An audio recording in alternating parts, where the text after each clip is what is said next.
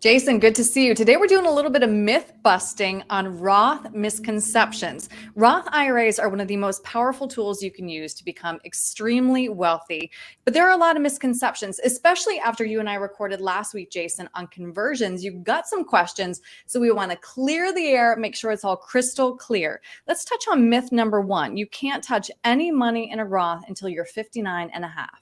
And that is absolutely a myth, right? Because we know that you can take some of the money out for first-time home purchases, and there's other qualifying reasons that you can take money out where you won't have to pay penalties. You may have to pay some income tax, but you can also take the principal of your Roth IRA out at any time. So whatever amount you put into a Roth, you can put it in today, take it out tomorrow. There's no restrictions, no penalties, no tax. But to get the completely tax-free treatment on the growth, that's where you do have to either satisfy certain requirements or reach age 59 and a half. Conversely, a traditional IRA, of course, is fully taxable and subject to penalties prior to 59 and a half, again, unless you have one of those qualifying events. So let's touch on maybe one of those, because that's myth number two. Roth IRAs are only for retirement.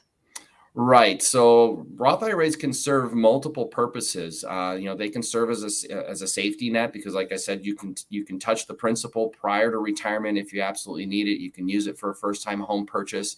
You can use it to help fund post-secondary or college education for immediate family members, such as a spouse or a child.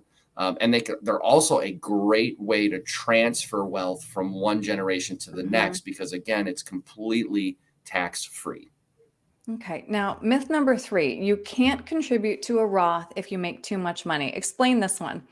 Well, the words here matter. Yes. It is true that you can't contribute to a Roth IRA, but you definitely can convert to a Roth IRA, or you can utilize what's called the backdoor Roth IRA method. Now, there's a lot of talk out there on the internet about backdoor Roth IRAs and how wonderful and great they are. It's important to understand that there is a lot of regulation. There's a lot of IRS rules that dictate how you do a backdoor Roth IRA.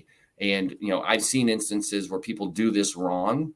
And then if the IRS catches wind of it, you end up disqualifying your retirement accounts. You have to pay taxes, you have to pay penalties, you have to pay interest.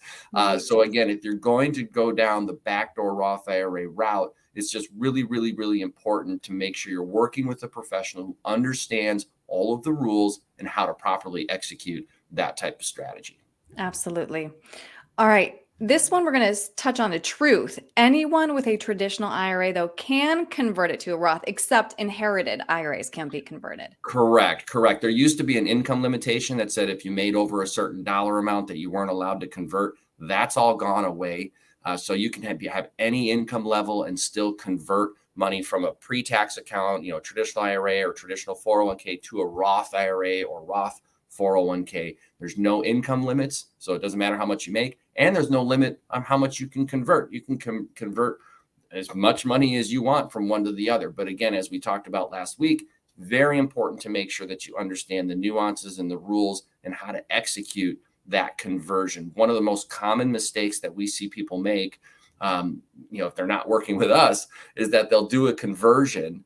They're under age 59 and a half, and they'll withhold tax from the conversion to pay the tax liability. Well, the IRS deems that to be a premature distribution, and now you're subject to a 10% penalty. So again, it's really important to just work with a professional who understands the strategy and how to properly execute. Right. And just because I love this comic, Jason, explain.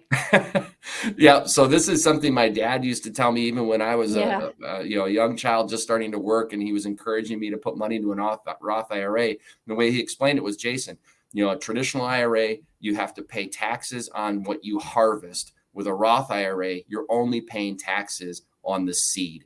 And so you end up paying a significantly lower amount of taxes on the front end versus not paying any taxes on the front end, but paying a lot on the back end. And I know we were talking just before the recording that, Ed Slott, the IRA expert, says nobody should put any money into a traditional IRA. I would argue that there are definitely situations where you should put money into a traditional IRA, but definitely put as much into the Roth as you can whenever possible. But again, it comes down to your specific situation, doing the analysis to make sure you're executing on the strategy correctly and doing what's in your best interest.